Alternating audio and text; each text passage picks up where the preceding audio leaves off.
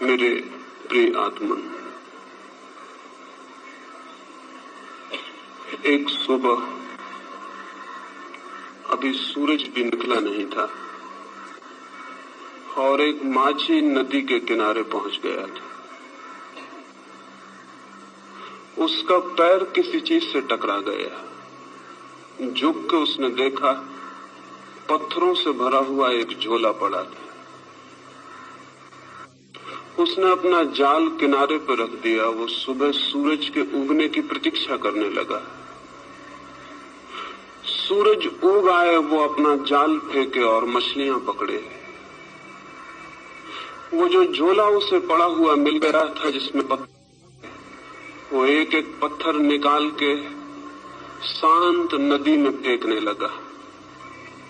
सुबह के सन्नाटे में उन पत्थरों की गिरने की छपाक की आवाज सुनता, फिर दूसरा पत्थर फेंकता। धीरे धीरे सुबह का सूरज निकला, रोशनी हुई। तब तक उसने झोले के सारे पत्थर फेंक दिए थे, सिर्फ एक पत्थर उसके हाथ में रह गया। सूरज की रोशनी में देखते से ही जैसे उसके हृदय की धड़कन बंद हो गई, सांस रुक गई। उसने जिन्हें पत्थर समझ के फेंक दिया था वे हीरे जवाहरात थे, लेकिन अब तो अंतिम हाथ में बचा था टुकड़ा और वो पूरे झोले को फेंक चुका था। और रोने लगा, चिल्लाने लगा। इतनी संपदा उसे मिल गई थी कि अनंत जन्मों के लिए काफी थी, लेकिन अंधेरे में अनजान अपरिचित उसने उस सारी संपदा को पत्थर समझ के फेंक दिया था। लेकिन फिर भी वो मछुआ सौभाग्यशाली था, क्योंकि अंतिम पत्थर फेंकने के पहले सूरज निकल आया था और उसे दिखाई पड़ गया था कि उसके हाथ में हीरा है। साधारणतः सभी लोग इतने सौभाग्यशाली नहीं होते। जिंदगी बीत जाती है, सूरज नहीं निकलता, सुबह नहीं होती, रोशनी नहीं आती और सारे जीवन के हीरे हम पत्थर समझ के फेंक चुके होते। जीवन एक बड़ी संपदा है, लेकिन आदमी सिवाय उसे फेंकने और गंवाने के कुछ भी नहीं करता है। जीवन क्या है ये भी पता नहीं चल पाता और हम उसे फेंक देते। जीवन में क्या छिपा था, कौन से राज, कौन सा रहस्य, कौन सा स्वर्ग, कौन सा आनंद, कौन सी मुक्ति, उस सब का कोई भी अनुभव नहीं हो पाता और जीवन हमारे हाथ से रिक्त हो जाता है। इन आने वाले 3 दिनों में जीवन की संपदा पर ही थोड़ी सी बातें मुझे कहनी। लेकिन जो लोग जीवन की संपदा को पत्थर मानकर बैठ गए हैं, वे कभी आंख खोलकर देख पाएंगे कि जिन्हें उन्होंने पत्थर समझा है वे हीरे माणिक हैं। ये बहुत कठिन है। और जिन लोगों ने जीवन को पत्थर मान के फेंकने में ही समय गंवा दिया है, अगर आज उनसे कोई कहने जाए कि जिन्हें तुम पत्थर समझ के फेंक रहे थे वहां हीरे मोती भी थे, तो वे नाराज होंगे, क्रोध से भर जाएंगे। इसलिए नहीं कि जो बात कही गई वो गलत है, बल्कि इसलिए कि ये बात इस बात का स्मरण दिलाती है कि उन्होंने बहुत सी संपदा फेंक दी। लेकिन चाहे हमने कितनी ही संपदा फेंक दी हो, अगर एक क्षण भी जीवन का शेष है तो फिर भी हम कुछ बचा सकते हैं और कुछ जान सकते हैं और कुछ पा सकते हैं। जीवन की खोज में कभी भी इतनी देर नहीं होती कि कोई आदमी निराश होने का कारण पाए। लेकिन हमने ये मान ही लिया है अंधेरे में, अज्ञान में, कि जीवन में कुछ भी नहीं है सिवाय पत्थरों के। जो लोग ऐसा मान के बैठ गए हैं उन्होंने खोज के पहले ही हार स्वीकार कर ली।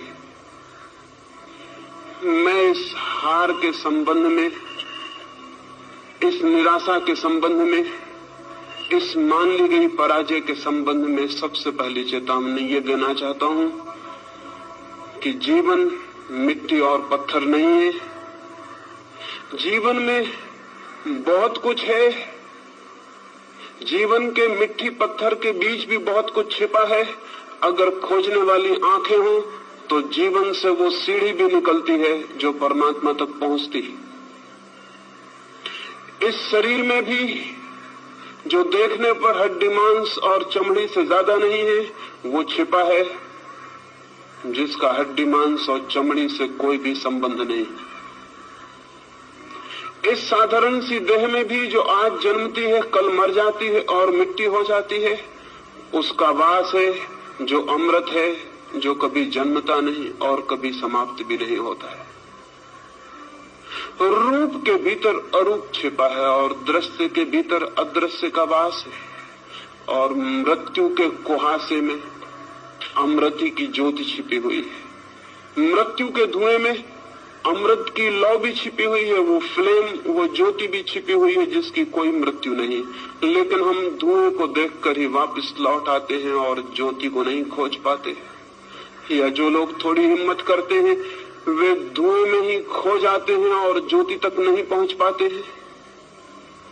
ये यात्रा कैसे हो सकती है कि हम धुएं के भीतर छिपी हुई ज्योति को जान सकें, शरीर के भीतर छिपी हुई आत्मा को पहचान सकें, प्रकृति के भीतर छिपे हुए परमात्मा के दर्शन कर सकें? ये कैसे हो सकता है?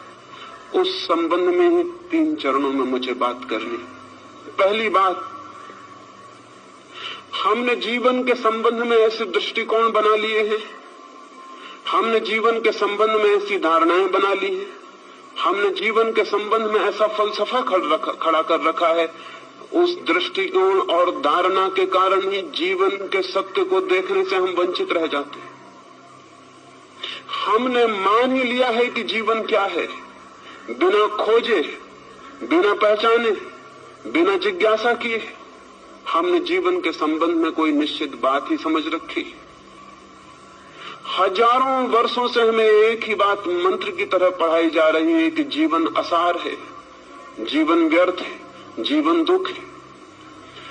सम्मोहन की तरह हमारे प्राणों पर यह मंत्र दोहराया गया है कि जीवन व्यर्थ है, जीवन असार है, जीवन दुख है, जीवन छोड़ देने योग्य है।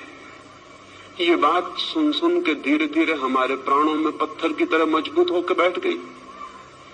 इस बात के कारण जीवन असार दिखाई पड़ने लगा है, जीवन दुख दिखाई पड़ने लगा है। इस बात के कारण जीवन ने सारा आनंद, सारा प्रेम, सारा सौंदर्य खो दिया है। मनुष्य एक कुरूपता बन गया है, मनुष्य एक दुख का अड्डा बन गया है। और जब हमने ये मान ही लिया है कि जीवन व्यर्थ है, असार है, तो उसे सार्थक बनाने की सारी चेष्टा भी बंद हो गई हो तो आश्चर्य नहीं। अगर हमने ये मान ही लिया है कि जीवन एक कुरूपता है तो उसके भीतर सौंदर्य की खोज कैसे हो सकती? और अगर हमने ये मान ही लिया है कि जीवन सिर्फ छोड़ देने योग्य है तो जिसे छोड़ ही देना है उसे सजाना, उसे खोजना, उसे निखारना, इसकी कोई भी जरूरत नहीं है। हम जीवन के साथ वैसा व्यवहार कर रहे हैं जैसा कोई आदमी स्टेशन पर विश्रामालय के साथ व्यवहार करता है, वेटिंग रूम के साथ व्यवहार करता है। वो जानता है कि क्षण भर हम इस वेटिंग रूम में ठहरे हुए हैं, क्षण भर बाद छोड़ देना है। इस वेटिंग रूम से प्रयोजन क्या है, अर्थ क्या है? वो वहां मूंगफली के छिलके भी डालता है, पान भी थूक देता है, गंदा भी करता है और फिर भी सोचता है मुझे क्या प्रयोजन है, क्षण भर बाद मुझे चले जाना है। जीवन के संबंध में भी हम इसी तरह का व्यवहार कर रहे हैं। जहां से हमें क्षण भर बाद चले जाना है वहां सुंदर और सत्य की खोज और निर्माण करने की जरूरत क्या है? लेकिन मैं आपसे कहना चाहता हूं, जिंदगी जरूर हमें छोड़ के चले जाना है, लेकिन जो असली जिंदगी है उसे हमें कभी भी छोड़ने का कोई उपाय नहीं। हम ये घर छोड़ देंगे, ये स्थान छोड़ देंगे, लेकिन जो जिंदगी का सत्य है वो सदा हमारे साथ होगा, वो हम स्वयं हैं। स्थान बदल जाएंगे, मकान बदल जाएंगे, लेकिन जिंदगी हमारे साथ होगी, उसके बदलने का कोई उपाय नहीं। और सवाल ये नहीं है कि जहां हम ठहरे थे उसे हमने सुंदर किया था, जहां हम रुके थे वहां हमने प्रीतिकर हवा पैदा की थी, जहां हम 2 क्षण को ठहरे थे वहां हमने आनंद का गीत गाया था। सवाल ये नहीं है कि वहां आनंद का गीत हमने गाया था। सवाल यह है कि जिसने आनंद का गीत गाया था उसने भीतर आनंद के और बड़े संभावनाओं के द्वार खोल लिए। जिसने उस मकान को सुंदर बनाया था उसने और बड़े सौंदर्य को पाने की क्षमता उपलब्ध कर ली। जिसने 2 क्षण उस वेटिंग रूम में भी प्रेम के बिताए थे उसने और बड़े प्रेम को पाने की पात्रता अर्जित कर ली। हम जो करते हैं उसी से हम निर्मित होते हैं। हमारा कृत्य अंततः हमें निर्मित करता है, हमें बनाता है। हम जो करते हैं वही धीरे धीरे हमारे प्राण और हमारी आत्मा का निर्माता हो जाता है। जीवन के साथ हम क्या कर रहे हैं इस पर निर्भर करेगा कि हम कैसे निर्मित हो रहे हैं। जीवन के साथ हमारा क्या व्यवहार है इस पर निर्भर होगा कि हमारी आत्मा किन दिशाओं में यात्रा करेगी, किन मार्गों पर जाएगी, किन नए जगतों की खोज करेगी। जीवन के साथ हमारा व्यवहार हमें निर्मित करता है। ये अगर स्मरण हो तो शायद जीवन को असार व्यर्थ मानने की दृष्टि हमें भ्रांत मालूम पड़े, तो शायद हमें जीवन को दुखपूर्ण मानने की बात गलत मालूम पड़े, तो शायद हमें जीवन से विरोधी रुख अधार्मिक मालूम पड़े। लेकिन अब तक धर्म के नाम पर जीवन का विरोधी सिखाया गया है। सच तो यह है कि अब तक का सारा धर्म मृत्युवादी है, जीवनवादी नहीं। उसकी दृष्टि में मृत्यु के बाद जो है वही महत्वपूर्ण है, मृत्यु के पहले जो है वो महत्वपूर्ण नहीं। अब तक के धर्म की दृष्टि में मृत्यु की पूजा है, जीवन का सम्मान नहीं। जीवन के फूलों का आदर नहीं, मृत्यु के कुम्हला गए, जा चुके, मिट गए फूलों की कब्रों की प्रशंसा और श्रद्धा है। अब तक का सारा धर्म चिंतन करता है मृत्यु के बाद क्या है, स्वर्ग मोक्ष। मृत्यु के पहले क्या है उससे आज तक के धर्म को जैसे कोई संबंध नहीं रहा। और मैं आपसे कहना चाहता हूं, मृत्यु के पहले जो है अगर हम उसे ही संभालने में असमर्थ हैं तो मृत्यु के बाद जो है उसे हम संभालने में कभी भी समर्थ नहीं हो सकते। मृत्यु के पहले जो है अगर वही व्यर्थ छूट जाता है तो मृत्यु के बाद कभी भी सार्थकता की कोई गुंजाइश, कोई पात्रता हम अपने में पैदा नहीं कर सकेंगे। मृत्यु की तैयारी भी इस जीवन में जो आज पास है, मौजूद है, उसके द्वारा करनी। मृत्यु के बाद भी अगर कोई लोक है तो उस लोक में हमें उसी का दर्शन होगा जो हमने जीवन में अनुभव किया है और निर्मित किया है। लेकिन जीवन को भुला देने की, जीवन को विस्मरण कर देने की बात ही अब तक कही गई। मैं आपसे कहना चाहता हूं, जीवन के अतिरिक्त न कोई परमात्मा है, न हो सकता है। मैं आपसे ये भी कहना चाहता हूं, जीवन को साध लेना ही धर्म की साधना है और जीवन में ही परम सत्य को अनुभव कर लेना मोक्ष को उपलब्ध कर लेने की पहली सीढ़ी। जो जीवन को ही चूक जाता है वो और सब भी चूक जाएगा, ये निश्चित है। लेकिन अब तक का रुख उल्टा रहा है। वो रुख कहता है जीवन को छोड़ो, वो रुख कहता है जीवन को त्यागो। वो ये नहीं कहता कि जीवन में खोजो, वो ये नहीं कहता कि जीवन को जीने की कला सीखो, वो ये भी नहीं कहता कि जीवन को जीने के ढंग पर निर्भर करता है कि जीवन कैसा मालूम पड़ेगा। अगर जीवन अंधकारपूर्ण मालूम पड़ता है तो वो जीने का गलत ढंग है। यही जीवन आनंद की वर्षा भी बन सकता है अगर जीने का सही ढंग उपलब्ध हो जाए। धर्म को मैं जीने की कला कहता हूं, वो आर्ट ऑफ लिविंग है। धर्म जीवन का त्याग नहीं, जीवन की गहराइयों में उतरने की सीढ़ियां हैं। धर्म जीवन की तरफ पीठ कर लेना नहीं, जीवन की तरफ पूरी तरह आंख खोलना है। धर्म जीवन से भागना नहीं, जीवन को पूरा आलिंगन में लेने का नाम है। धर्म है जीवन का पूरा साक्षात्कार।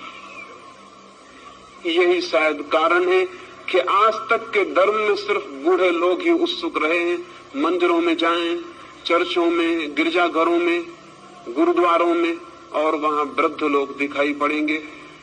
वहां युवा दिखाई नहीं पड़ते, वहां छोटे बच्चे दिखाई नहीं पड़ते। क्या कारण? एक ही कारण है, अब तक का हमारा धर्म सिर्फ बूढ़े का धर्म है, उन लोगों का धर्म है जिनकी मौत करीब आ गई, और अब जो मौत से भयभीत हो गए हैं और मौत के बाद के चिंतन के संबंध में आतुर हैं और जानना चाहते हैं कि मौत के बाद क्या है। जो धर्म मौत पर आधारित है वो धर्म पूरे जीवन को कैसे प्रभावित कर सकेगा? जो धर्म मौत का चिंतन करता है वो पृथ्वी को धार्मिक कैसे बना सकेगा? वो नहीं बना सका। 5000 वर्षों की धार्मिक शिक्षा के बाद भी पृथ्वी रोज अधार्मिक से अधार्मिक होती चली गई। मंदिर है, मस्जिद है, चर्च है, पुजारी है, पुरोहित है, सन्यासी है, लेकिन पृथ्वी धार्मिक नहीं हो सकी है और नहीं हो सकेगी, क्योंकि धर्म का आधार ही गलत है।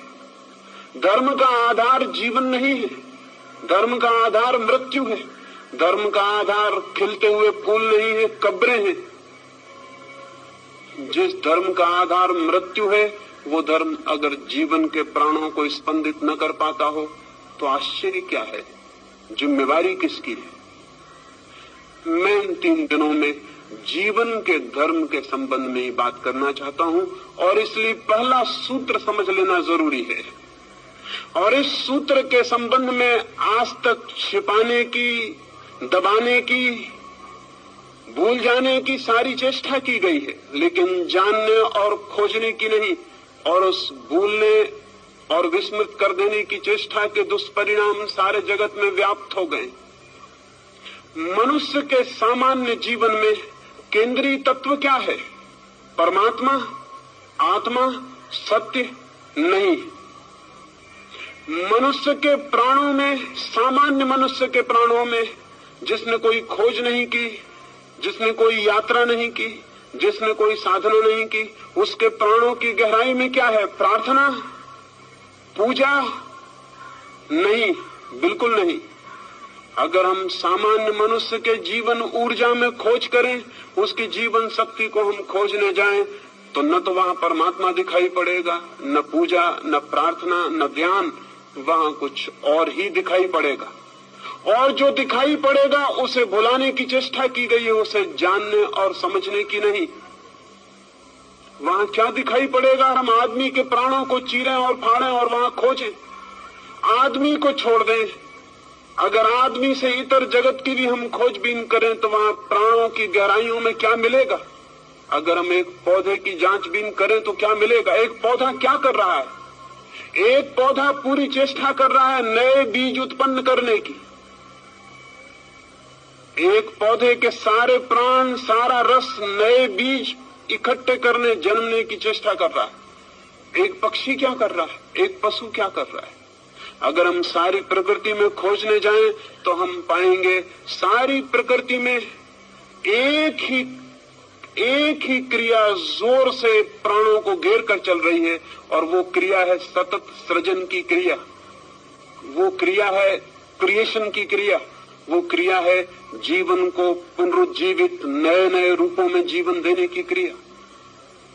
फूल बीज को संभाल रहे हैं, फल बीज को संभाल रहे हैं। बीज क्या करेगा?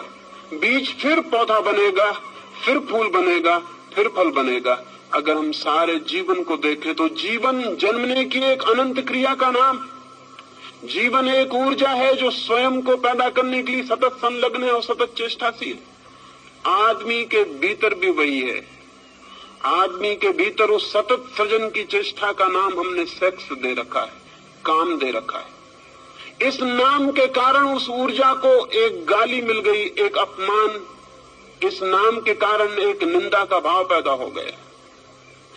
मनुष्य के भीतर भी जीवन को जन्म देने की सतत चेष्टा चल रही है। हम उसे सेक्स कहते हैं, हम उसे काम की शक्ति कहते हैं। लेकिन काम की शक्ति क्या है?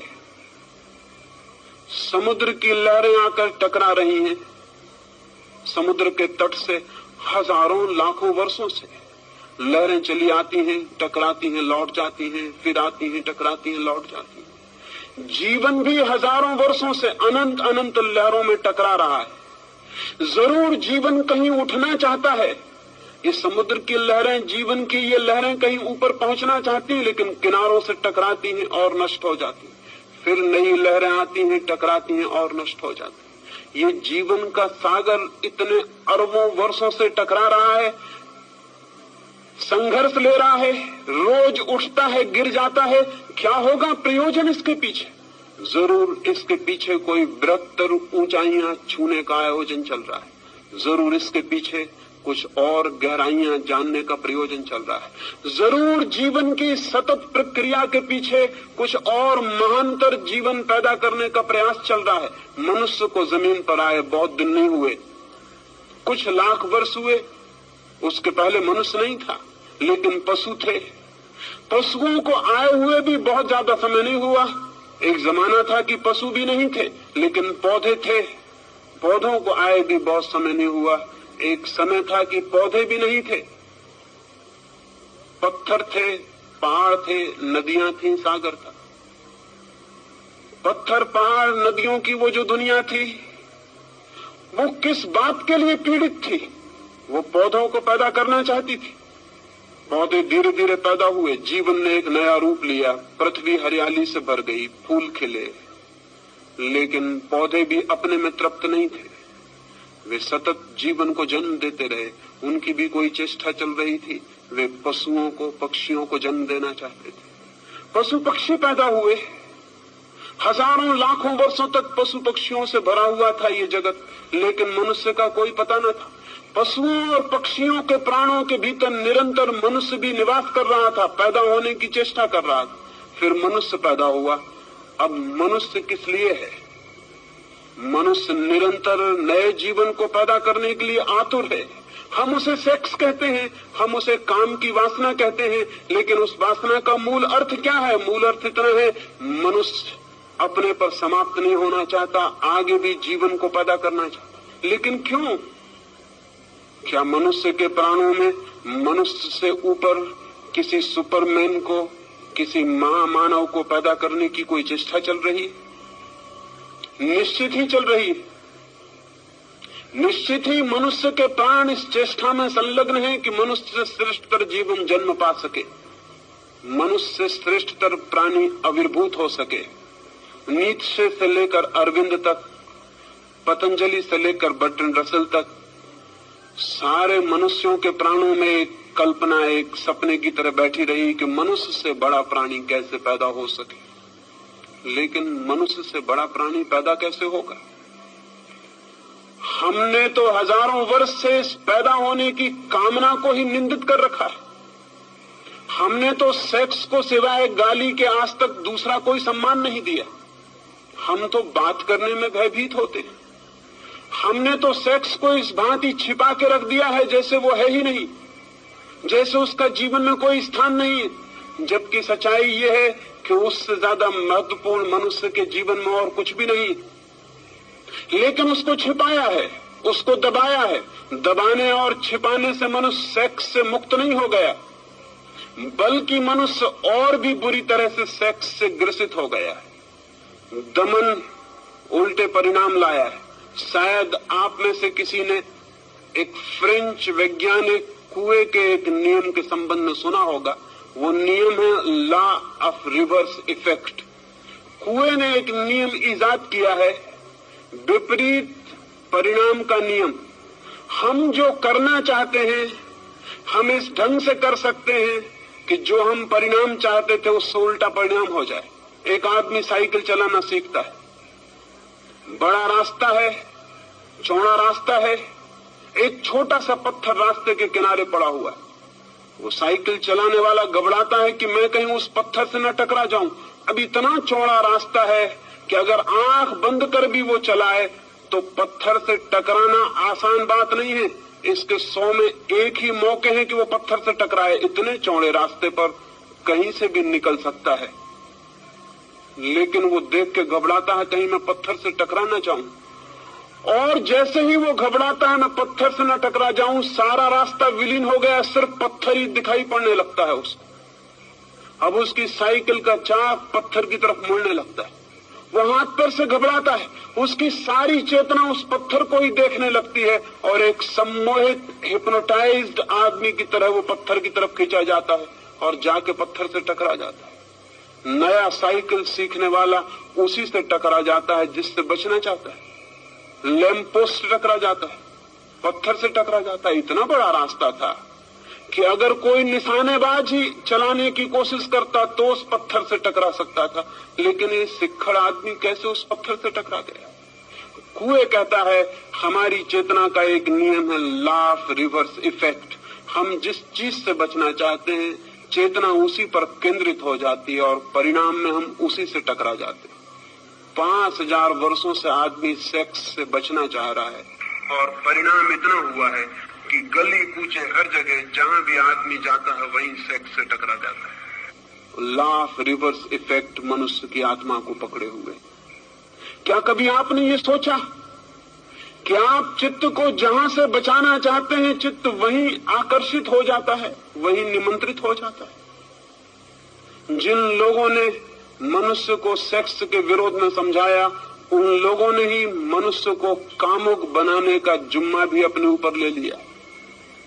मनुष्य की अति कामुकता गलत शिक्षाओं का परिणाम है और आज भी हम भयभीत होते हैं कि सेक्स की बात ना की जाए। क्यों भयभीत होते हैं? भयभीत इसलिए होते हैं कि हमें डर है कि सेक्स के संबंध में बात करने से लोग और कामुक हो जाएंगे। मैं आपको कहना चाहता हूं ये बिल्कुल ही गलत भ्रम है, ये 100% गलत है। पृथ्वी उसी दिन सेक्स से मुक्त होगी जब हम सेक्स के संबंध में सामान्य स्वस्थ बातचीत करने में समर्थ हो जाएंगे। जब हम सेक्स को पूरी तरह से समझ सकेंगे तो ही हम सेक्स का अतिक्रमण कर सकेंगे।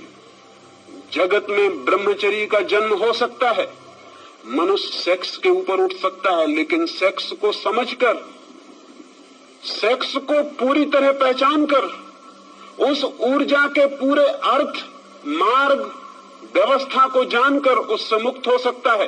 आंखें बंद कर लेने से कोई कभी मुक्त नहीं हो सकता।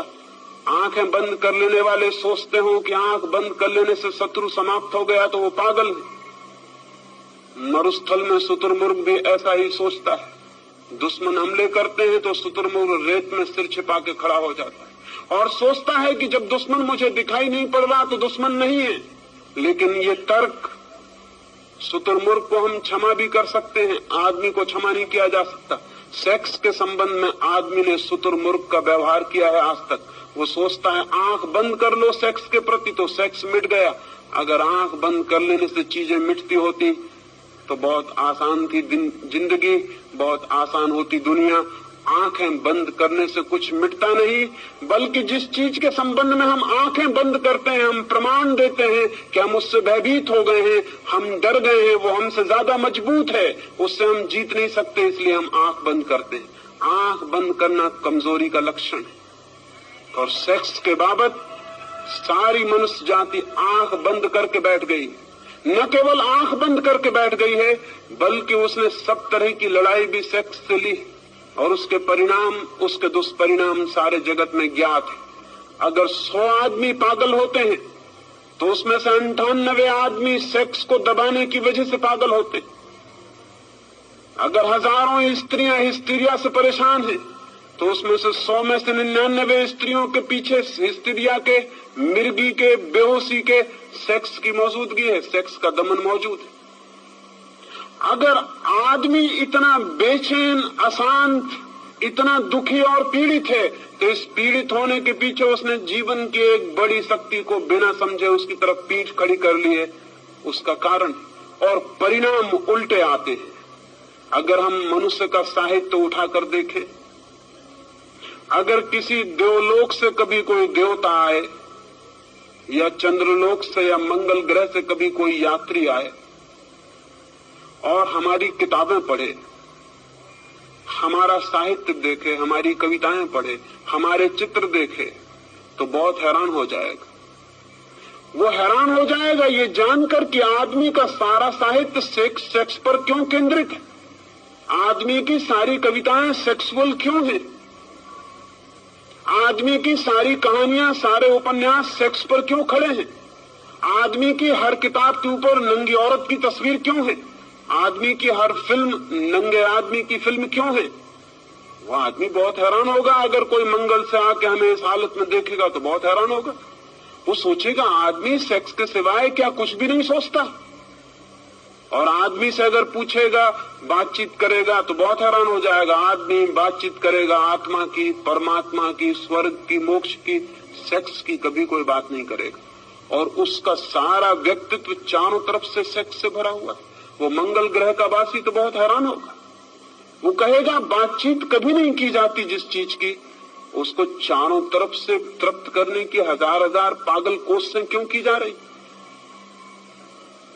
आदमी को हमने परवर्ट किया है, विकृत किया है, और अच्छे नामों के आधार पर विकृत किया है। ब्रह्मचर्य की बात हम करते हैं, लेकिन कभी इस बात की चेष्टा नहीं करते कि पहले मनुष्य की काम की ऊर्जा को समझा जाए, फिर उसे रूपांतरित करने के प्रयोग भी किए जा सकते हैं। बिना उस ऊर्जा को समझे दमन की, संयम की सारी शिक्षा मनुष्य को पागल, विक्षिप्त और रुग्ण करेगी। इस संबंध में कोई भी ध्यान नहीं। ये मनुष्य इतना रुग्ण, इतना दीनहीन कभी भी ना था, इतना विषाक्त भी ना था, इतना पॉइजनस भी ना था, इतना दुखी भी ना था। मैंने एक अस्पताल के पास से मैं निकलता था, मैंने एक तख्ते पर अस्पताल की एक सूचना लिखी हुई पढ़ी। लिखा था उस तख्ते पर, एक आदमी को बिच्छू ने काटा, उसका इलाज किया गया, वो 1 दिन में ठीक होकर घर वापस चला गया। एक दूसरे आदमी को सांप ने काटा था, उसका 3 दिन में इलाज किया गया, वो स्वस्थ होकर घर वापस लौट गया। उस पर तीसरी सूचना थी कि एक और आदमी को पागल कुत्ते ने काट लिया था, उसका 10 दिन से इलाज हो रहा है, वो काफी ठीक हो गया है और शीघ्र ही उसके पूरी तरह ठीक हो जाने की उम्मीद है। और उस पर एक चौथी सूचना भी थी कि एक आदमी को एक आदमी ने काट लिया था, उसे कई सप्ताह हो गए, वो बेहोश है और उसके ठीक होने की भी कोई उम्मीद नहीं। मैं बहुत हैरान हुआ, आदमी का काटा हुआ इतना जहरीला हो सकता है। लेकिन अगर हम आदमी की तरफ देखेंगे तो दिखाई पड़ेगा आदमी के भीतर बहुत जहर इकट्ठा हो गया है। और उस जहर के इकट्ठे हो जाने का पहला सूत्र यह है कि हमने आदमी की निसर्ग को, उसकी प्रकृति को स्वीकार नहीं किया, उसकी प्रकृति को दबाने और जबरदस्ती तोड़ने की चेष्टा की। मनुष्य के भीतर जो शक्ति है, उस शक्ति को रूपांतरित करने की, ऊंचा ले जाने की, आकाशगामी बनाने का हमने कोई प्रयास नहीं किया। उस शक्ति के ऊपर हम जबरदस्ती कब्जा करके बैठ गए हैं। वो शक्ति नीचे से ज्वालामुखी की तरह उबल रही है और धक्के दे रही।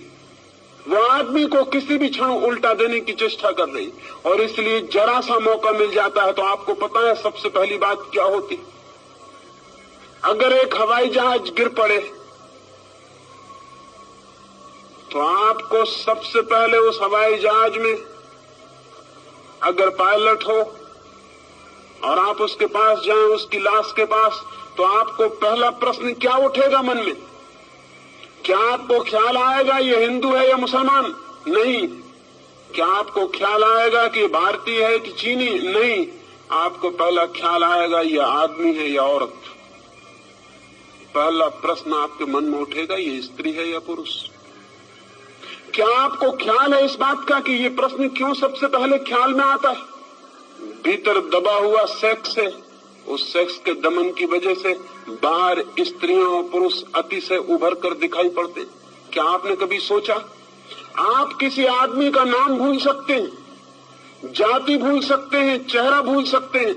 अगर मैं आपसे मिलूं या मुझे आप मिले तो मैं सब भूल सकता हूं कि आपका नाम क्या था, आपका चेहरा क्या था, आपकी जाति क्या थी, उम्र क्या थी, आप किस पद पर थे, सब भूल सकता हूं। लेकिन कभी आपको ख्याल आया आप ये भी भूल सकें कि जिससे आप मिले थे वो आदमी थी या औरत? कभी आप भूल सके इस बात को कि जिससे आप मिले थे वो पुरुष है या स्त्री? कभी पीछे ये संदेह उठा मन में कि वो स्त्री है या पुरुष? नहीं, ये बात आप कभी भी नहीं भूल सके होंगे। क्यों? लेकिन जब सारी बातें भूल जाती हैं तो ये क्यों नहीं भूलता? हमारे भीतर मन में कहीं सेक्स बहुत अतिशय होकर बैठा है, वो 24 घंटे उबल रहा है, इसलिए सब बात भूल जाती है लेकिन ये बात नहीं भूलती। हम सतत सचेष्ट हैं। ये पृथ्वी तब तक स्वस्थ नहीं हो सकेगी जब तक आदमी और स्त्रियों के बीच ये दीवार और ये फासला खड़ा हुआ है। ये पृथ्वी तब तक कभी भी शांत नहीं हो सकेगी जब तक भीतर उबलती हुई आग है और उसके ऊपर हम जबरदस्ती बैठे हुए। उस आग को रोज दबाना पड़ता है, उस आग को प्रतिक्षण दबाए रखना पड़ता है। वो आग हमको भी जला डालती है, सारा जीवन राख कर देती है, लेकिन फिर भी हम विचार करने को राजी नहीं होते ये आग क्या थी। और मैं आपसे कहता हूं, अगर हम इस आग को समझ लें तो यह आग दुश्मन नहीं है, दोस्त है। अगर हम इस आग को समझ लें तो यह हमें जलाएगी नहीं, हमारे घर को गर्म भी कर सकती है सर्दियों में, और हमारी रोटियां भी पका सकती है, और हमारी जिंदगी के लिए सहयोगी और मित्र भी हो सकती है। लाखों साल तक आकाश में बिजली चमकती थी, कभी किसी के ऊपर गिरती थी और जान ले लेती थी। कभी किसी ने सोचा भी न था कि एक दिन घर में पंखा चलाएगी ये बिजली, कभी ये रोशनी करेगी अंधेरे में, ये किसी ने सोचा नहीं था। आज वही बिजली हमारी साथी हो गई। क्यों? बिजली की तरफ हम आंख मूंद के खड़े हो जाते तो हम कभी बिजली के राज को न समझ पाते और न कभी उसका उपयोग कर पाते, वो हमारी दुश्मनी बनी रहती। लेकिन नहीं, आदमी ने बिजली के प्रति दोस्ताना का भाव बरता, उसने बिजली को समझने की कोशिश की, उसने प्रयास किए जानने के, और धीरे धीरे बिजली उसकी साथी हो गई। आज बिना बिजली के क्षण भर जमीन पर रहना मुश्किल मालूम होगा। मनुष्य के भीतर बिजली से भी बड़ी ताकत है सेक्स की। मनुष्य के भीतर अणु की शक्ति से भी बड़ी शक्ति है सेक्स की। कभी आपने सोचा लेकिन ये शक्ति क्या है और कैसे हम इसे रूपांतरित करें? एक छोटे से अणु में इतनी शक्ति है कि हिरोशिमा का पूरा 1 लाख का नगर भस्म हो सकता है। लेकिन क्या आपने कभी सोचा कि मनुष्य के काम की ऊर्जा का एक अणु एक नए व्यक्ति को जन्म देता है? उस व्यक्ति में गांधी पैदा हो सकता है, उस व्यक्ति में महावीर पैदा हो सकता है, उस व्यक्ति में बुद्ध पैदा हो सकते हैं, क्राइस्ट पैदा हो सकता है, उससे आइंस्टीन पैदा हो सकता है और न्यूटन पैदा हो सकता है। एक छोटा सा अणु एक मनुष्य की काम ऊर्जा का एक गांधी को छिपाए हुए, गांधी जैसा विराट व्यक्तित्व जन्म पा सकता है। लेकिन हम सेक्स को समझने को राजी नहीं, लेकिन हम सेक्स की ऊर्जा के संबंध में बात करने की हिम्मत जुटाने को राजी नहीं। कौन सा भय हमें पकड़े हुए है कि जिससे सारे जीवन का जन्म होता है, उस शक्ति को हम समझना नहीं चाहते? कौन सा डर है, कौन सी घबराहट है? मैंने पिछली बंबई की सभा में इस संबंध में कुछ बात की थी तो बड़ी घबराहट फैल गई। मुझे बहुत से पत्र पहुंचे कि आप इस तरह की बातें मत कहें, इस तरह की बात ही मत करें। मैं बहुत हैरान हुआ कि इस तरह की बात क्यों न की जाए। अगर शक्ति है हमारे भीतर तो उसे जाना क्यों न जाए, उसे क्यों न पहचाना जाए? और बिना जाने पहचाने, बिना उसके नियम समझे हम उस शक्ति को और ऊपर कैसे ले जा सकते हैं? पहचान से हम उसको जीत भी सकते हैं, बदल भी सकते हैं, लेकिन बिना पहचाने तो हम उसके हाथ में ही मरेंगे और सड़ेंगे और कभी उससे मुक्त नहीं हो सकते। जो लोग सेक्स के संबंध में बात करने की मनाही करते हैं, वही लोग पृथ्वी को सेक्स के गड्ढे में डाले हुए हैं, ये मैं आपसे कहना चाहता हूं। जो लोग घबराते हैं और जो समझते हैं धर्म का सेक्स से कोई संबंध नहीं, वे खुद तो पागल हैं ही, वो सारी पृथ्वी को भी पागल बनाने में सहयोगी हो रहे हैं। धर्म का संबंध मनुष्य की ऊर्जा के ट्रांसफॉर्मेशन से है। धर्म का संबंध मनुष्य की शक्ति को रूपांतरित करने से। धर्म चाहता है कि मनुष्य के व्यक्तित्व में जो छिपा है वो श्रेष्ठतम रूप से अभिव्यक्त हो जाए। धर्म चाहता है कि मनुष्य का जीवन निम्न से उच्च की एक यात्रा बने, पदार्थ से परमात्मा तक पहुंच जाए। लेकिन ये चाह तभी पूरी हो सकती है हम जहां जाना चाहते हैं उस स्थान को समझना उतना उपयोगी नहीं जितना उस स्थान को समझना उपयोगी है जहां हम खड़े हैं, क्योंकि वहीं से यात्रा शुरू करनी पड़ती। सेक्स है फैक्ट, सेक्स जो है वो तथ्य है मनुष्य के जीवन का, और परमात्मा अभी दूर है। सेक्स हमारे जीवन का तथ्य है। इस तथ्य को समझ के हम परमात्मा के सत्य तक यात्रा कर भी सकते हैं, लेकिन इसे बिना समझे 1 इंच आगे नहीं जा सकते। कोल्हू के बैल की तरह इसी के आसपास घूमते रहेंगे, इसी के आसपास घूमते रहेंगे। मैंने जो पिछली सभा में कुछ बातें कही तो मुझे ऐसा लगा कि जैसे हम जीवन की वास्तविकता को समझने की भी तैयारी नहीं दिखाते, तो फिर हम और क्या कर सकते हैं और आगे क्या हो सकता है। फिर ईश्वर परमात्मा की सारी बातें सांत्वना की, कोरी सांत्वना की बातें हैं और झूठी हैं, क्योंकि जीवन के परम सत्य चाहे कितने ही नग्न हो, उन्हें जानना ही पड़ेगा, समझना ही पड़ेगा। तो पहली बात तो ये जान लेनी जरूरी है कि मनुष्य का जन्म सेक्स से होता है, मनुष्य का सारा व्यक्तित्व सेक्स के अणुओं से बना हुआ है, मनुष्य का सारा प्राण सेक्स की ऊर्जा से भरा हुआ है। जीवन की ऊर्जा अर्थात काम की ऊर्जा, ये जो काम की ऊर्जा है, ये जो सेक्स एनर्जी है, ये क्या है? ये क्यों हमारे जीवन को इतने जोर से आंदोलित करती, क्यों हमारे जीवन को इतना प्रभावित करती? क्यों हम घूम घूम कर सेक्स के आसपास इर्द गिर्द ही चक्कर लगाते हैं और समाप्त हो जाते हैं? कौन सा आकर्षण है इसका? हजारों साल से ऋषि मुनि इंकार कर रहे हैं, लेकिन आदमी प्रभावित नहीं हुआ मालूम पड़ता। हजारों साल से वे कह रहे हैं कि मुख मोड़ लो इससे, दूर हट जाओ इससे, सेक्स की कल्पना और कामना छोड़ दो, चित्त से निकाल डालो ये सारे सपने। लेकिन आदमी के चित्त से ये सपने निकले नहीं, निकल भी नहीं सकते हैं इस भांति। बल्कि मैं तो इतना हैरान हुआ हूं, इतना हैरान हुआ हूं, मैं वैश्याओं से भी मिला हूं, लेकिन वैश्याओं ने मुझसे सेक्स की बात नहीं की, उन्होंने आत्मा परमात्मा के संबंध में पूछताछ की। और मैं साधु सन्यासियों से भी मिलता हूं, वे जब भी अकेले में मिलते हैं तो सिवाय सेक्स के और किसी बात के संबंध में पूछताछ नहीं करते। मैं बहुत हैरान हुआ, मैं हैरान हुआ हूं इस बात को जानकर कि साधु सन्यासियों को जो निरंतर इसके विरोध में बोल रहे हैं, वे खुद भी चित्त के तल पर वहीं ग्रसित हैं, वहीं परेशान हैं। तो जनता में आत्मा परमात्मा की बात करते हैं, लेकिन भीतर उनके भी समस्या वही होगी भी, स्वाभाविक है, क्योंकि हमने उस समस्या को समझने की ही चेष्टा नहीं की है। हमने उस ऊर्जा के नियम भी नहीं जानने चाहे, और हमने कभी ये भी नहीं पूछा कि मनुष्य का इतना आकर्षण क्यों है, कौन सिखाता है सेक्स आपको?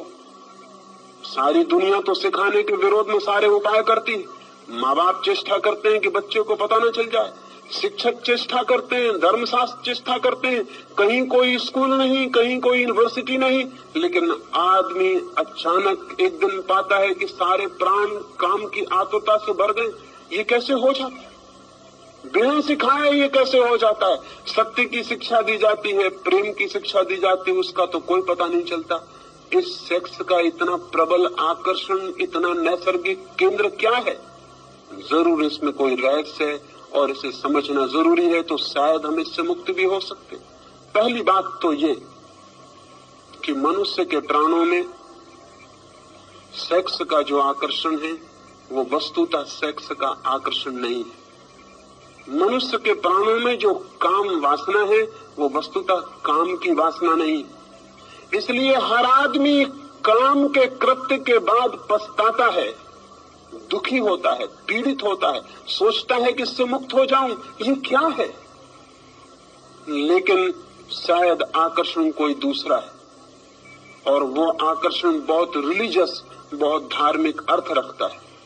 वो आकर्षण ये है कि मनुष्य के सामान्य जीवन में सिवाय सेक्स की अनुभूति के वो कभी भी अपने गहरे से गहरे प्राणों में नहीं उतर पाता है, और किसी क्षण में कभी गहरे नहीं उतरता है। दुकान करता है, धंधा करता है, यश कमाता है, पैसे कमाता है, लेकिन एक अनुभव काम का, संभोग का उसे गहरे से गहरे ले जाता है। और उसकी गहराई में दो घटनाएं घटती हैं। एक, संभोग के अनुभव में अहंकार विसर्जित हो जाता है, इगोलेसनेस पैदा हो जाती है।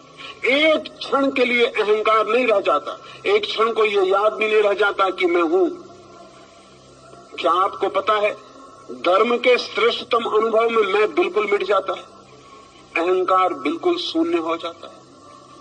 सेक्स के अनुभव में क्षण भर को अहंकार मिटता है, लगता है कि हूं या नहीं। एक क्षण को विलीन हो जाता है मेरापन का भाव। दूसरी घटना घटती है, एक क्षण के लिए समय मिट जाता है, टाइमलेसनेस पैदा हो जाती। जीसस ने कहा है समाधि के संबंध में, there shall be time no longer. समाधि का जो अनुभव है वहां समय नहीं रह जाता, वो कालातीत है। समय बिल्कुल विलीन हो जाता है, न कोई अतीत है न कोई भविष्य, शुद्ध वर्तमान रह जाता है। सेक्स के अनुभव में ये दूसरी घटना घटती, न कोई अतीत रह जाता न कोई भविष्य, समय मिट जाता है, एक क्षण के लिए समय विलीन हो जाता है। ये धार्मिक अनुभूति के लिए सर्वाधिक महत्वपूर्ण तत्व है, ईगोलेसनेस, टाइमलेसनेस। ये दो तत्व हैं जिनकी वजह से आदमी सेक्स की तरफ आतुर होता है और पागल होता है। वो आतुरता स्त्री के शरीर के लिए नहीं है पुरुष की, न पुरुष के शरीर के लिए स्त्री की है। वो आतुरता शरीर के लिए बिल्कुल भी नहीं है, वो आतुरता किसी और ही बात के लिए। वो आतुरता है अहंकार शून्यता का अनुभव, समय शून्यता का अनुभव। लेकिन समय शून्य और अहंकार शून्य होने के लिए आतुरता क्यों है? क्योंकि जैसे ही अहंकार मिटता है आत्मा की झलक उपलब्ध होती है, जैसे ही समय मिटता है परमात्मा की झलक उपलब्ध होती है। एक क्षण को होती है ये घटना, लेकिन उस एक क्षण के लिए आदमी कितनी ही ऊर्जा, कितनी ही शक्ति खोने को तैयार है। शक्ति खोने के कारण पछताता है बाद में कि शक्ति छीन हुई, शक्ति का अपव्यय हुआ, और उसे पता है कि शक्ति जितनी छीन होती मौत उतनी करीब आती। कुछ पशुओं में तो एक ही संभोग के बाद नर की मृत्यु हो जाती है, कुछ कीड़े तो एक ही संभोग कर पाते हैं और संभोग करते ही करते समाप्त हो जाते हैं। अफ्रीका में एक मकड़ा होता है, वो एक ही संभोग कर पाता है और संभोग की हालत में ही मर जाता है, इतनी ऊर्जा छीन हो जाती है। मनुष्य को ये अनुभव में आ गया बहुत पहले कि सेक्स का अनुभव शक्ति को छीन करता है, जीवन ऊर्जा कम होती है और धीरे धीरे मौत करीब आती है। पछताता है आदमी, लेकिन इतना पछताने के बाद फिर पाता है कि कुछ घड़ियों के बाद फिर वही आतुरता है। निश्चित ही इस आतुरता में कुछ और अर्थ है जो समझ लेना जरूरी। सेक्स की आतुरता में कोई रिलीजियस अनुभव है, कोई आत्मिक अनुभव है। उस अनुभव को अगर हम देख पाएं तो हम सेक्स के ऊपर उठ सकते हैं। अगर उस अनुभव को हम न देख पाएं तो हम सेक्स में ही जिएंगे और मर जाएंगे। उस अनुभव को अगर हम देख पाएं, अंधेरी रात है और अंधेरी रात में बिजली चमकती, बिजली की चमक अगर हमें दिखाई पड़ जाए और बिजली को अगर हम समझ लें तो अंधेरी रात को हम मिटा भी सकते हैं। लेकिन अगर हम ये समझ लें कि अंधेरी रात के कारण बिजली चमकती है तो फिर हम अंधेरी रात को और घना करने की कोशिश करेंगे ताकि बिजली चमके। सेक्स की घटना में बिजली चमकती है, एक वो सेक्स से अतीत है, ट्रांसेंड करती है, पार से आती। उस पार के अनुभव को अगर हम पकड़ लें तो हम सेक्स के ऊपर उठ सकते हैं, अन्यथा नहीं। लेकिन जो लोग सेक्स के विरोध में खड़े हो जाते हैं वे अनुभव को समझ भी नहीं पाते कि वो अनुभव क्या है। वे कभी ये ठीक विश्लेषण भी नहीं कर पाते कि हमारी आतुरता किस चीज के लिए। मैं आपसे कहना चाहता हूं कि संभोग का इतना आकर्षण क्षणिक समाधि के लिए है, और संभोग से आप उस दिन मुक्त होंगे जिस दिन आपको समाधि बिना संभोग के मिलना शुरू हो जाएगी। उसी दिन संभोग से आप मुक्त हो जाएंगे, सेक्स से मुक्त हो जाएंगे। क्योंकि एक आदमी 1000 रुपए खोकर थोड़ा सा अनुभव पाता हो और कल हम उसे बता दें कि रुपए खोने की कोई जरूरत नहीं, इस अनुभव की तो खदानें भरी पड़ी हैं, तुम चलो इस रास्ते से और उस अनुभव को पालो, तो फिर वो 1000 रुपए खो के उस अनुभव को खरीदने बाजार में नहीं जाएगा। सेक्स जिस अनुभूति को लाता है, अगर वो अनुभूति किन्हीं और मार्गों से उपलब्ध हो सके तो आदमी का चित्त सेक्स की तरफ बढ़ना अपने आप बंद हो जाता है, उसका चित्त एक नई दिशा लेना शुरू कर देता है।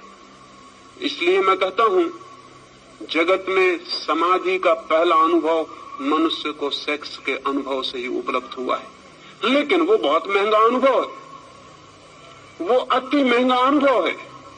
और दूसरे कारण है कि वो अनुभव कभी एक क्षण से ज्यादा गहरा नहीं हो सकता।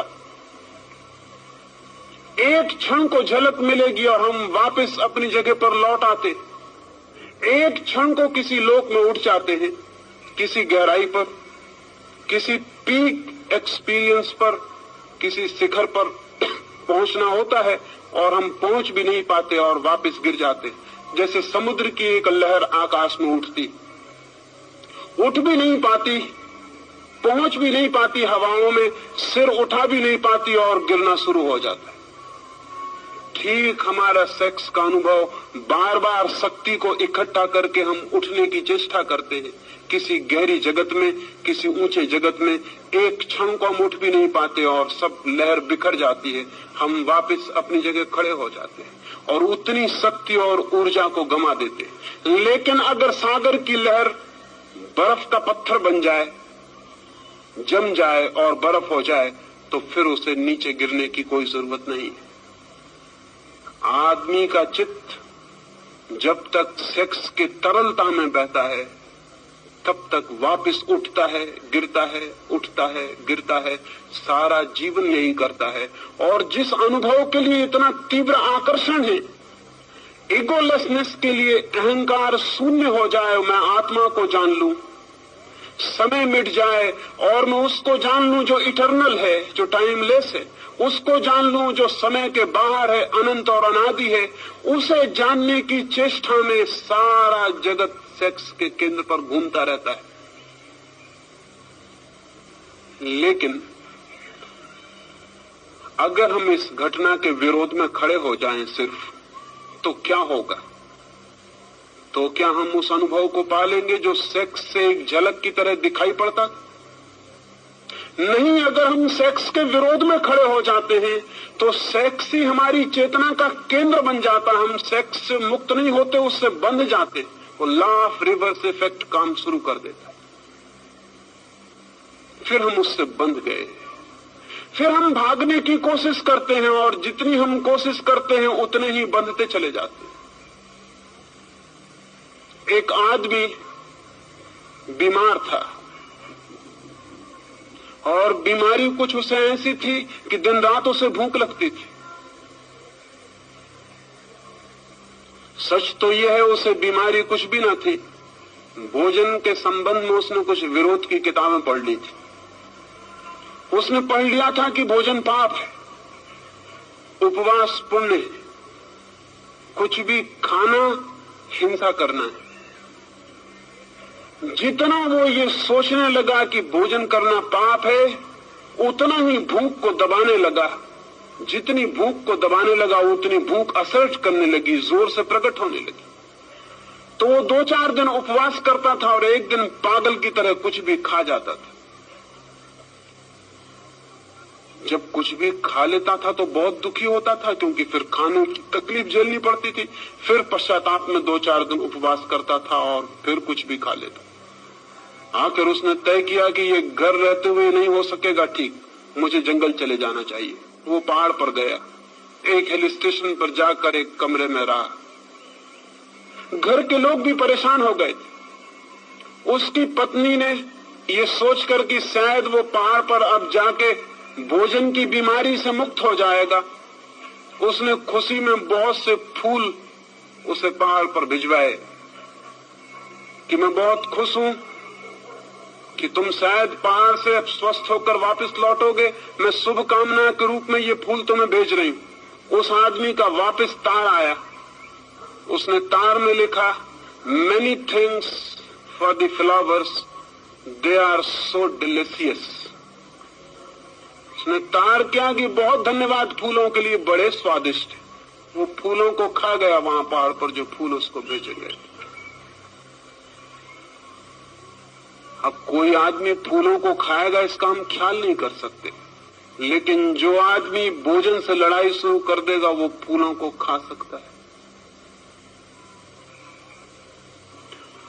आदमी सेक्स से लड़ाई शुरू किया और उसने क्या क्या सेक्स के नाम पर खाया है, इसका आपने कभी हिसाब लगाया? आदमी को छोड़कर, सभ्य आदमी को छोड़कर होमोसेक्सुअलिटी कहीं है? जंगल में आदिवासी रहते हैं, उन्होंने कभी कल्पना भी नहीं की है कि होमोसेक्सुअलिटी जैसी चीज भी हो सकती, कि पुरुष और पुरुष के साथ संभोग कर सकते हैं, ये भी हो सकता है। ये कल्पना के बाहर है। मैं आदिवासियों के पास रहा हूं और उनसे मैंने कहा कि सब लोग इस तरह भी करते हैं। वो कहने लगे हमारे विश्वास के बाहर है, ये कैसे हो सकता है?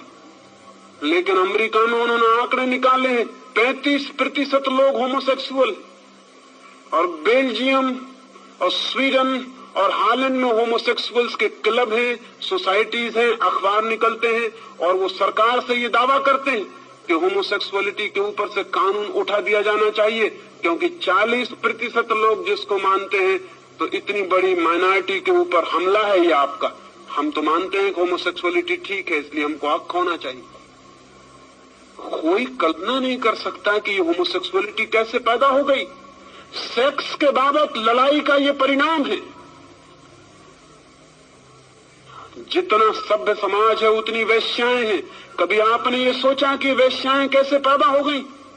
किसी आदिवासी गांव में जाके वेश्या खोज सकते हैं आप। आज भी बस्तर के गांव में वेश्या खोजनी मुश्किल है, और कोई कल्पना मानने को राजी नहीं होता कि ऐसी स्त्रियां हो सकती हैं जो कि अपनी इज्जत बेचती हो, अपना संभोग बेचती हो।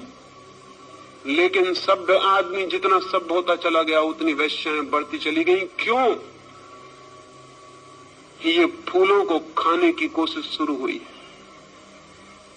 और आदमी की जिंदगी में कितने विकृत रूप से सेक्स ने जगह बनाई है, इसका अगर हम हिसाब लगाने चलेंगे तो हम हैरान रह जाएंगे कि आदमी को क्या हुआ है।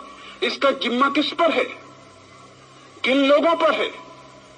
इसका जिम्मा उन लोगों पर है जिन्होंने आदमी को सेक्स को समझना नहीं, लड़ना सिखाया है, जिन्होंने सप्रेशन सिखाया है, जिन्होंने दमन सिखाया है। दमन के कारण सेक्स की शक्ति जगह जगह से फूटकर गलत रास्तों से बहनी शुरू हो गई।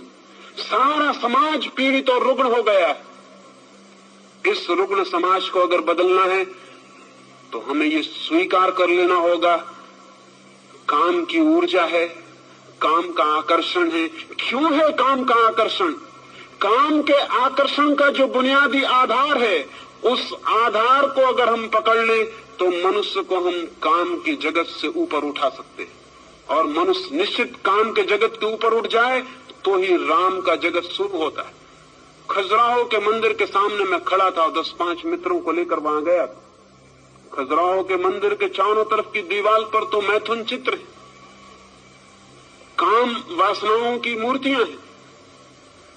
मेरे मित्र कहने लगे कि मंदिर के चारों तरफ ये क्या है?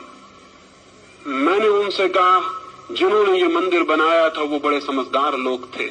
उनकी मान्यता ये थी कि जीवन की बाहर की परिधि पर काम है, और जो लोग अभी काम से उलझे हैं उनको मंदिर में भीतर प्रवेश का कोई हक नहीं। फिर मैं अपने मित्रों को कहा भीतर चले, फिर उन्हें भीतर लेकर गया। वहां तो कोई काम प्रतिमा ना थी, वहां भगवान की मूर्ति थी। वे कहने लगे भीतर कोई प्रतिमा नहीं है। मैंने उनसे कहा कि जीवन की बाहर की परिधि पर काम वासना है, जीवन की बाहर की परिधि दीवार पर काम वासना है, जीवन के भीतर भगवान का मंदिर है। लेकिन जो अभी काम वासना से उलझे हैं वे भगवान के मंदिर में प्रवेश के अधिकारी नहीं हो सकते। उन्हें अभी बाहर की दीवार का ही चक्कर लगाना पड़ेगा। जिन लोगों ने ये मंदिर बनाया था वे बड़े समझदार लोग थे। ये मंदिर एक मेडिटेशन सेंटर था, ये मंदिर एक ध्यान का केंद्र था। जो लोग आते थे उनसे वो कहते थे बाहर पहले मैथुन के ऊपर ध्यान करो, पहले सेक्स को समझो, और जब सेक्स को पूरी तरह समझ जाओ और तुम पाओ कि मनुष्य मुक्त हो गया है तब तुम भीतर आ जाना, फिर भीतर भगवान से मिलना हो सकता है। लेकिन धर्म के नाम पर हमने सेक्स को समझने की स्थिति पैदा नहीं की, सेक्स की शत्रुता पैदा कर दी। सेक्स को समझो मत, आंख बंद कर लो और घुस जाओ भगवान के मंदिर में आंख बंद करके। आंख बंद करके कभी कोई भगवान के मंदिर में जा सका है? और आंख बंद करके अगर आप भगवान के मंदिर में पहुंच भी गए तो बंद आंख में आपको भगवान दिखाई नहीं पड़ेंगे। जिससे आप भाग कर आए हैं वही दिखाई पड़ता रहेगा, आप उसी से बंधे रह जाएंगे। शायद कुछ लोग मेरी बातें सुन के समझते हैं कि मैं सेक्स का पक्षपाती हूं। मेरी बातें सुन के शायद लोग समझते हैं कि मैं सेक्स का प्रचार करना चाहता हूं। अगर कोई ऐसा समझता हो तो उसने मुझे कभी सुना ही नहीं है, ऐसा उससे कह देना। इस समय पृथ्वी पर मुझसे ज्यादा सेक्स का दुश्मन आदमी खोजना मुश्किल है, और उसका कारण यह है कि मैं जो बात कह रहा हूं अगर वो समझी जा सकी तो मनुष्य जाति को सेक्स के ऊपर उठाया जा सकता है, अन्यथा नहीं। और जिन थोथे लोगों को हमने समझा है वो सेक्स के दुश्मन थे, वो सेक्स के दुश्मन नहीं थे। उन्होंने सेक्स में आकर्षण पैदा कर दिया, सेक्स से मुक्ति पैदा नहीं की। सेक्स में आकर्षण पैदा हो गया विरोध के कारण। मुझसे एक आदमी ने कहा है कि जिस चीज का विरोध ना हो उसको करने में कोई रस ही नहीं रह जाता। चोरी के फल खाने जितने मधुर और मीठे होते हैं उतने बाजार से खरीदे गए फल कभी नहीं होते। इसलिए अपनी पत्नी उतनी मधुर कभी नहीं मालूम पड़ती जितनी पड़ोसी की पत्नी मालूम पड़ती। वो चोरी के फल हैं, वो वर्जित फल है। और सेक्स को हमने एक ऐसी स्थिति दे दी, एक ऐसा चोरी का जामा पहना दिया, एक ऐसे झूठ के लिबास में छिपा दिया, ऐसी दीवारों में खड़ा कर दिया कि उसने हमें तीव्र रूप से आकर्षित कर लिया। बर्ट्रैंड रसल ने लिखा है कि जब मैं छोटा बच्चा था, विक्टोरियन जमाना था, स्त्रियों के पैर भी दिखाई नहीं पड़ते थे। वो कपड़े पहनती थी जो जमीन पर घसटता था और पैर नहीं दिखाई पड़ता था। अगर कभी किसी स्त्री का अंगूठा दिख जाता था तो आदमी आतुर होकर अंगूठा देखने लगता था और काम वासना जग जाती थी। और रसल कहता है कि अब स्त्रियां करीब करीब आधी नंगी घूम रही और उनका पैर पूरा दिखाई पड़ता लेकिन कोई असर नहीं होता। तो रसल ने लिखा है कि इससे ये सिद्ध होता है कि हम जिन चीजों को जितना ज्यादा छिपाते हैं उन चीजों में उतना ही कुत्सित आकर्षण पैदा होता है। अगर दुनिया को सेक्स से मुक्त करना है तो बच्चों को ज्यादा देर तक घर में नग्न रहने की सुविधा होनी चाहिए। जब तक बच्चे घर में नग्न खेल सकें, लड़के और लड़कियां, उन्हें नग्न खेलने देना चाहिए ताकि वो एक दूसरे के शरीर से भली भांति परिचित हो जाएं और कल रास्तों पर उनको किसी स्त्री को धक्का देने की कोई जरूरत न रह जाए, ताकि वे एक दूसरे के शरीर से इतने परिचित हो जाएं कि किसी किताब पर नंगी औरत की तस्वीर छापने की कोई जरूरत न रह जाए। वे शरीर से इतने परिचित हों कि शरीर का कुत्सित आकर्षण विलीन हो सके। लेकिन बड़ी उल्टी दुनिया है। जिन लोगों ने शरीर को ढांक के छिपा के खड़ा किया है उन्हीं लोगों ने शरीर को इतना आकर्षित बना दिया है, ये हमारे ख्याल में नहीं आता। जिन लोगों ने शरीर को जितना ढांक के छिपा दिया है शरीर को उतना ही हमारे मन में चिंतन का विषय बना दिया, ये हमारे ख्याल में नहीं आता। बच्चे नग्न होने चाहिए, देर तक नग्न खेलने चाहिए। लड़के और लड़कियां एक दूसरे को नग्नता में देखना चाहिए ताकि उनके पीछे कोई भी पागलपन न रह जाए और उनके इस पागलपन का जीवन भर रोग उनके भीतर न चलता रहे। लेकिन वो रोग चल रहा है और उस रोग को हम बढ़ाते चले जाते हैं। उस रोग के फिर हम नए नए रास्ते खोजते हैं। गंदी किताबें छपती हैं जो लोग गीता के कवर में भीतर रख के पढ़ते, बाइबल में दबा लेते हैं और पढ़ते। ये गंदी किताबें, तो हम कहते हैं ये गंदी किताबें बंद होनी चाहिए, लेकिन हम ये कभी नहीं पूछते कि गंदी किताबें पढ़ने वाला आदमी पैदा क्यों हो गया।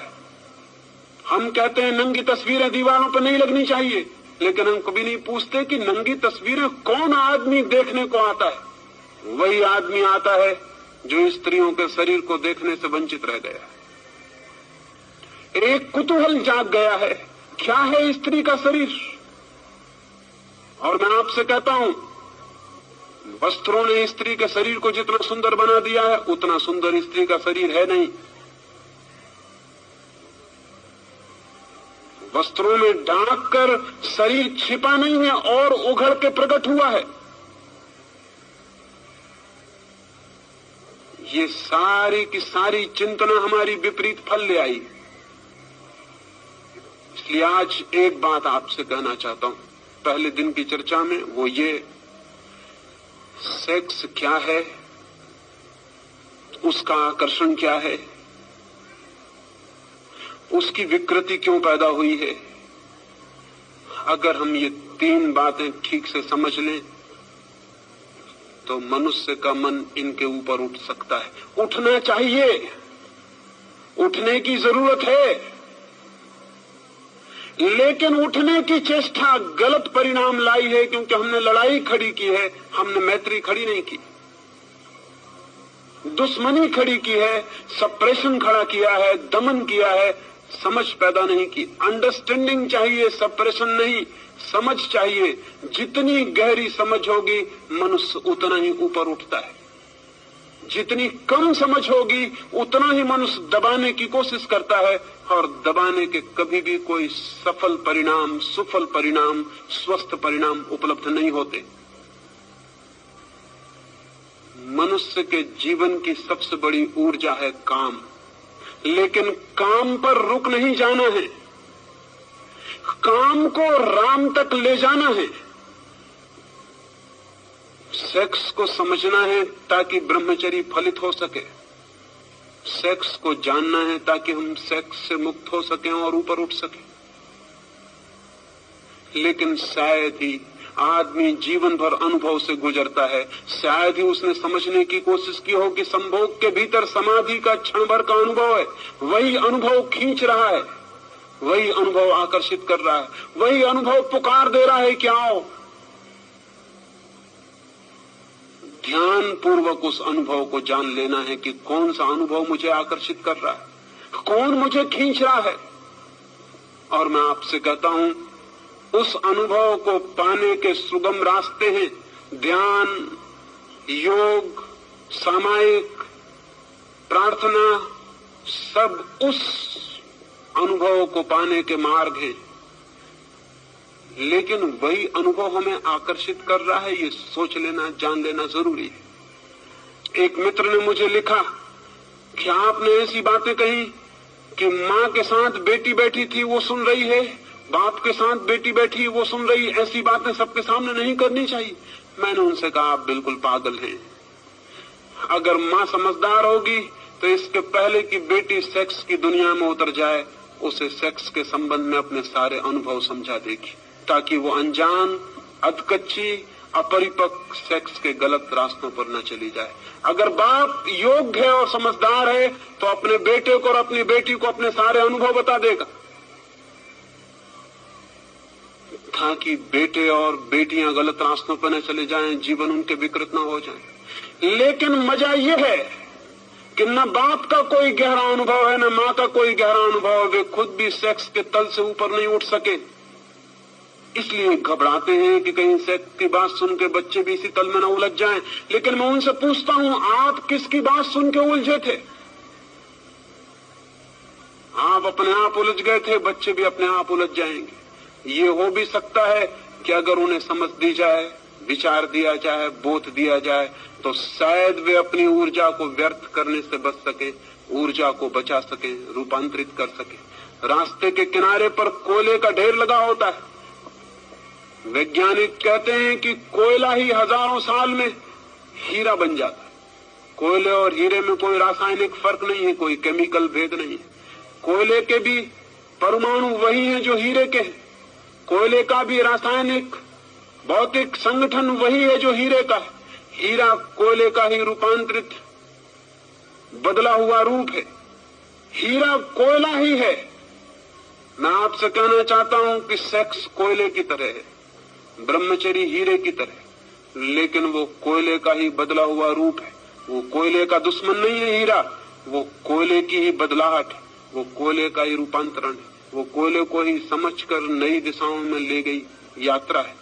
सेक्स का विरोध नहीं है ब्रह्मचर्य, सेक्स का ही रूपांतरण है, ट्रांसफॉर्मेशन है। और जो सेक्स का दुश्मन है वो कभी ब्रह्मचर्य को उपलब्ध नहीं हो सकता है। ब्रह्मचर्य की दिशा में जाना हो, और जाना जरूरी है, क्योंकि ब्रह्मचर्य का मतलब क्या है? ब्रह्मचर्य का इतना मतलब है वो अनुभव उपलब्ध हो जाए जो ब्रह्म की चर्या जैसा है, जैसा भगवान का जीवन हो वैसा जीवन उपलब्ध हो जाए। ब्रह्मचर्य यानी ब्रह्म की चर्या, ब्रह्म जैसा जीवन, परमात्मा जैसा अनुभव उपलब्ध हो जाए। वो हो सकता है अपनी शक्तियों को समझकर रूपांतरित करने से। आने वाले 2 दिनों में कैसे रूपांतरित किया जा सकता है सेक्स, कैसे रूपांतरित हो जाने के बाद काम राम के अनुभव में बदल जाता है, वो मैं आपसे बात करूंगा। और 3 दिन तक चाहूंगा कि बहुत गौर से सुन लेंगे, ताकि मेरे संबंध में कोई गलतफहमी पीछे आपको पैदा ना हो जाए। और जो भी प्रश्न हो ईमानदारी से और सच्चे उन्हें लिख के दे देंगे, ताकि आने वाले पिछले 2 दिनों में मैं उनकी आपसे सीधी सीधी बात कर सकूं। किसी प्रश्न को छिपाने की जरूरत नहीं है। जो जिंदगी में सत्य है उसे छिपाने का कोई कारण नहीं। किसी सत्य से मुखरने की जरूरत नहीं है। जो सत्य है वो सत्य है, चाहे हम आंख बंद करें चाहे आंख खुली रखें। और एक बात मैं जानता हूं, धार्मिक आदमी मैं उसको कहता हूं जो जीवन के सारे सत्यों को सीधा साक्षात करने की हिम्मत रखता है। जो इतने कमजोर, काहिल और नपुंसक हैं कि जीवन के तथ्यों का सामना भी नहीं कर सकते, उनके धार्मिक होने की कोई उम्मीद कभी नहीं हो सकती। ये आने वाले 4 दिनों के लिए निमंत्रण देता हूं, क्योंकि ऐसे विषय पर यह बात है कि शायद ऋषि मुनियों से आशा नहीं रही कि ऐसे विषयों पर वे बात करेंगे। शायद आपको सुनने की आदत भी नहीं होगी, शायद आपका मन डरेगा, लेकिन फिर भी मैं चाहूंगा कि इन 5 दिनों आप ठीक से सुनने की कोशिश करेंगे। ये हो सकता है कि काम की समझ आपको राम के मंदिर के भीतर प्रवेश दिला दे। आकांक्षा मेरी यही है, परमात्मा करे वो आकांक्षा पूरी हो। मेरी बातों को इतने प्रेम और शांति से सुना, उसके लिए अनुग्रहित हूं। और अंत में सबके भीतर बैठे हुए परमात्मा को प्रणाम करता हूं। मेरे प्रणाम स्वीकार करें।